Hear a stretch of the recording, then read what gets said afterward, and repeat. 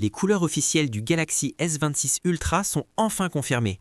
Et oui, Samsung a glissé cette fois une toute nouvelle finition. En plus de ça, on a maintenant 6 grosses nouveautés sur toute la gamme. Alors on va entrer directement dans ce qui change, parce que Samsung se prépare clairement à un gros lancement cette année. Samsung a aussi dévoilé l'ensemble complet des fonds d'écran du S26, 6 au total, ce qui nous donne un bon aperçu de la palette de couleurs de cette année. Si vous les voulez, le lien de téléchargement est dans la description. Mais la vraie question c'est, quelles teintes sont réservées à l'Ultra et lesquelles iront sur les modèles classiques? AS Universe a clarifié tout ça. Le S26 Ultra arrive en violet, noir et argenté. Rien de mystérieux là-dessus. Le violet est la couleur phare de Samsung cette année, donc attendez-vous à la voir absolument partout dans leurs pubs. Ce qui reste flou, c'est si la version violette aura un cadre assorti ou si Samsung va garder des côtés argentés. Le noir a un cadre noir, l'argenté a un cadre argenté, mais la finition du modèle violet reste un point d'interrogation. L'avantage, c'est que Samsung n'a pas suivi la mode de l'iPhone 7 Pro Max orange. Ça aurait déclenché des comparaisons sans fin en ligne. Mais comme l'un des nouveaux fonds d'écran est clairement orange, il y a de fortes chances que les S26 et S26 Plus classiques proposent cette couleur.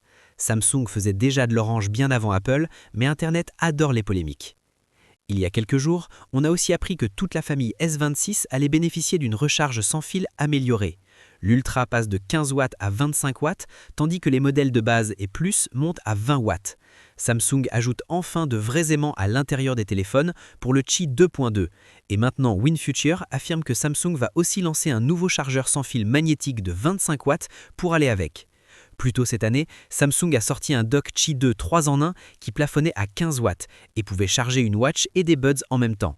Donc on croise les doigts pour que ce nouveau modèle garde ce côté multi-appareil, mais avec des vitesses plus élevées. Le S26 Ultra adopte aussi la charge filaire de 60 watts, sous le nouveau label Superfast Charging 3.0. Très dans l'esprit Samsung, rien de surprenant. Tous les modèles S26 sortiront avec One UI 8.5 et on a déjà vu pas mal de changements de design. Un détail qui est passé un peu inaperçu, c'est le nouveau look de l'application calculatrice. Les boutons s'illuminent maintenant quand on appuie dessus, les couleurs changent selon que vous êtes en mode clair ou sombre et l'appli détecte les chiffres ou les formules présents dans votre presse-papier pour les insérer instantanément.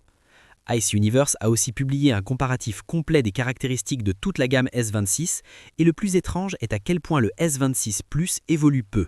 À part le nouveau chipset, c'est quasiment un S25 Plus. Les mêmes caméras, le même hardware. Même le S26 standard reçoit plus de nouveautés.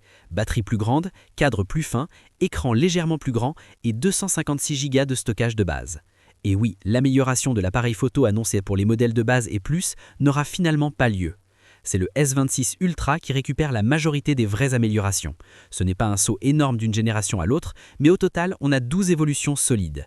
J'ai déjà fait un débrief complet, donc si vous voulez tous les détails, cette vidéo sera liée à la fin. Samsung a aussi présenté discrètement l'Exynos 2600 dans une vidéo teaser. Ils ont quasiment reconnu que les anciens Exynos n'étaient pas terribles en ouvrant avec la phrase « In silence, we listened ». Maintenant, ils promettent des architectures affinées et une optimisation plus poussée. Les premiers benchmarks sont encourageants, mais seuls le S26 et le S26 Plus utiliseront l'Exynos sur certains marchés.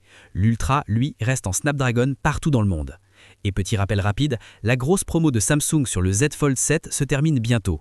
En ce moment, il est à 720 $ de réduction sans reprise d'appareil, ce qui le fait descendre à 1400 $.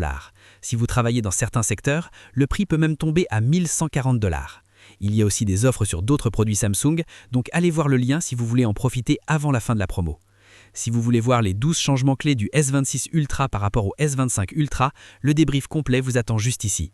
Je suis TechTorch et on se retrouve dans cette vidéo.